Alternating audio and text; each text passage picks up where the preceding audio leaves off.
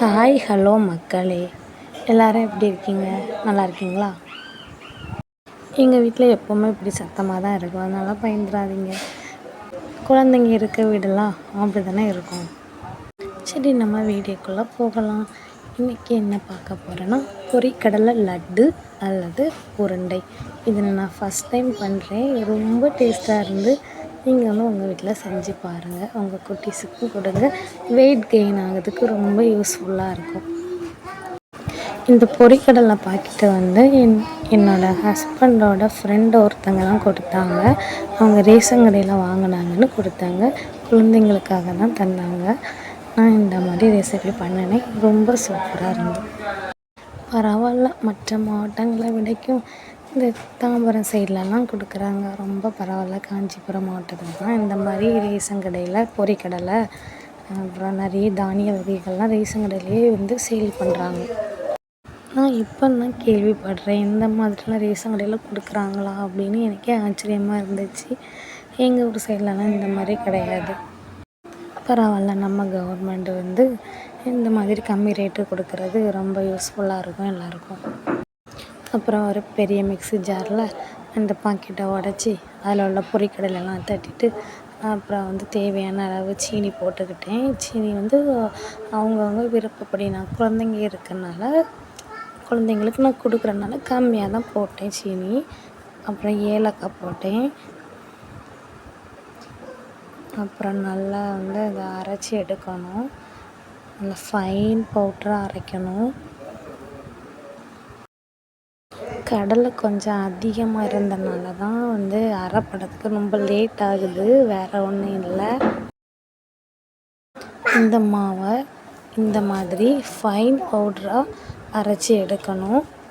இந்த மாதிரி நல்லா பார்த்துக்கோங்க.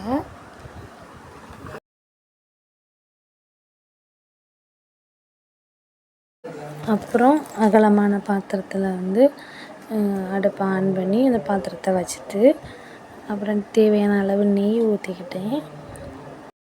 எங்கள் அம்மா இந்த மாதிரிலாம் எங்களுக்கு பண்ணி தந்தது இல்லை. பொரிக்கடலை சட்னி வைப்பாங்க, அதோடு சரி இந்த மாதிரி லட்டு எப்படி பண்ணலாம் அப்படின்னு நான் வீடியோலாம் நிறைய பார்க்கும்போது அவங்க பண்ணும்போதெலாம் லட்டுலாம் சூப்பராக உருண்டையாக வருது. இந்த மாதிரி நெய் கொஞ்சமாக தான் ஊற்றுறாங்க, தண்ணி எதுவும் சேர்த்த மாதிரி இல்லை. நானும் உருண்டை பிடிக்கும்போது அந்த பக்குவத்துக்கு வரவே இல்லை. அது ஏன்னு எனக்கு தெரியலை. தெரிஞ்சுன்னா யாராவது கமெண்ட் பண்ணுங்கள். அப்புறம் இந்த மாதிரி மாவெல்லாம் போட்டுட்டு லைட்டாக ரோஸ்ட் பண்ணினேன்.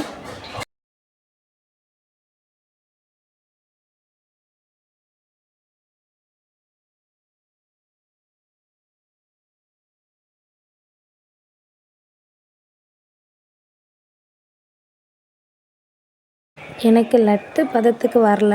நானும் அப்புறம் நெய்யை ஹீட் பண்ணி ஊற்றிலாம் பார்த்தேன். அப்பவும் லட்டு பக்குவத்துக்கு வரலை. இந்த மாதிரி உடைஞ்சி தான் போச்சு. எனக்கு கஷ்டமாக இருந்தால் ஐயோ லட்டு பக்குவத்துக்கு வரலையே அப்படின்னு. ஆனால் சாப்பிட்டு பார்த்தா ரொம்ப டேஸ்ட்டாக இருந்துச்சு, அடிப்பொலியாக இருந்து.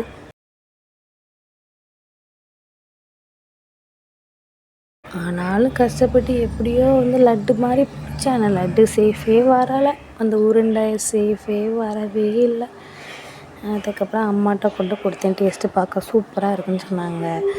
அப்புறம் அப்பாவுக்கு கொடுத்தேன், என்னோட ஹஸ்பண்டுக்கு கொடுத்தேன். சூப்பராக இருக்குன்னு சொன்னாங்க. ஹஸ்பண்டோட அம்மா சின்ன வயசில் அடிக்கடி இந்த மாதிரி பண்ணி கொடுப்பாங்களாம். அவங்க தான் சொல்லிகிட்டே இருந்தாங்க. ஐடியா கொடுத்ததே ஹஸ்பண்டு தான்.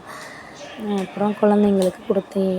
குழந்தைங்களுக்கு கம்மியாக தான் கொடுத்தேன், ஏன்னா சீனி அதிகமாக போட்டிருக்கறனால கம்மியாக தான் கொடுத்தேன். உங்கள் வீட்டில் இந்த மாதிரி செஞ்சு பார்த்துட்டு கமெண்ட் பண்ணுங்கள். என்னோடய வீடியோ பிடிச்சிருந்தனா சப்ஸ்கிரைப் பண்ணுங்கள், ஷேர் பண்ணுங்கள், கமெண்ட் பண்ணுங்கள். தேங்க்ஸ் ஃபார் வாட்சிங்.